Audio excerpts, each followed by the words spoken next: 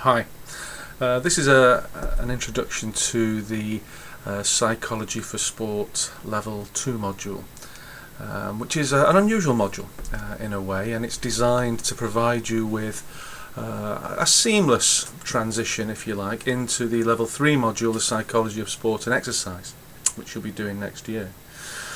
So I'm just going to describe for sort of 5 minutes, maybe 10 minutes, the underpinnings of the module, the expectations, and so on. So as you know, you'll be joining the main cohort for a whole series of lectures which are designed to provide you with a broad introduction to psychology. So you'll be looking at different theoretical perspectives, addressing the relationship of these perspectives to other sports sciences. There'll be a little bit about the history and the cultural context of psychology. Key areas of research will be identified, and the sort of philosophical foundations of psychology will be identified, if you like.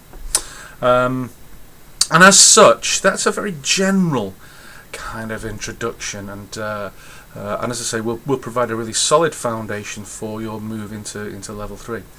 But what you have in addition to that are punctuation points throughout the module where we meet up and we start to contextualize a lot of the general psychological learning that you are gaining, contextualize it in relation to sport settings.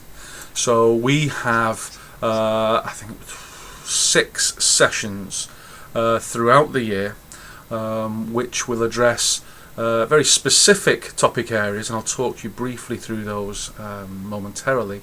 But part of those sessions will also be about making those connections between what you've been listening to and observing in the main Intro to Psych lectures and sport.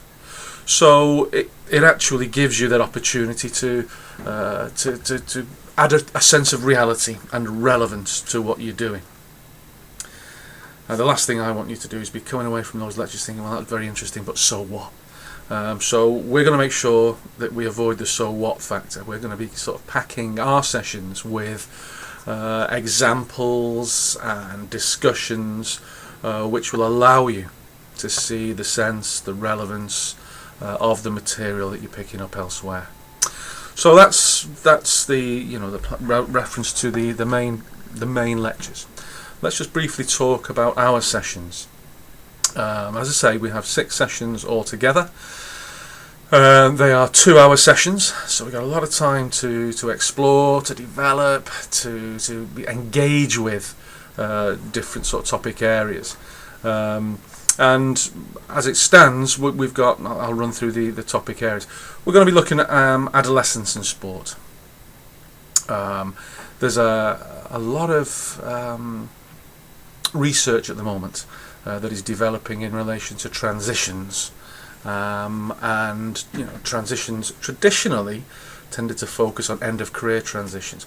Over the last sort of decade, there's been a real increase in an awareness that transitions take place throughout the sporting careers. Add to that, normal sort of developmental issues around puberty, psychology of adolescence, and so on. And what you potentially have there is a really heady mix of psychological development. So we're going to be looking at adolescence and sport. What issues? What can psychology tell us about the experience of adolescents going through sort of sports? And I suppose just taking a step back, one of the things to think about is, in terms of the why, in terms of your own particular course, it's highly likely you're going to end up working with people, and wherever you're working with people, you're working with psychology, and so at a very basic level, a deeper understanding of psychology should equip you with a set of skills that won't guarantee you a smooth journey through life, if you like, but will certainly provide you with a context, an understanding of what's actually going on around you and what's happening for you yourself. So that's just a little aside there. So adolescence and sport. We're going to look at behaviourism and cognition. And we'll look at these very particularly in the context of behaviour change. And you know, at an extreme level, you could argue that all interactions with people is about change, whether it's a subtle change in attitude or something else. So we're looking at behaviourism and cognition. We'll look at athletic identity. Now for you, it's quite possible some of you might be working in injury contexts. You know, situations where someone's actual identity as an athlete is being threatened. And there's a lot of research around athletic identity.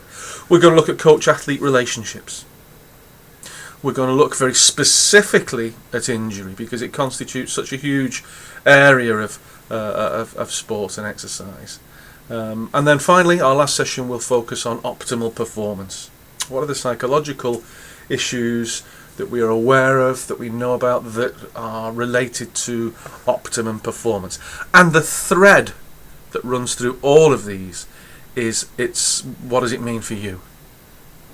Now, the structure of our sessions will not be lectures; they will be discussions. And the discussions the structure will probably follow a flow of, you know, the first 15-20 minutes will be about you talking to me and to the rest of the group about the lectures, the main body of lectures, and what relevance we can tease out for you in your particular on your particular career paths. We will then focus on some of the set readings. So on Blackboard you will be provided with PDF research articles or book chapter references, probably mainly articles because they can be electronically there in front of you. We will discuss the relevance of those.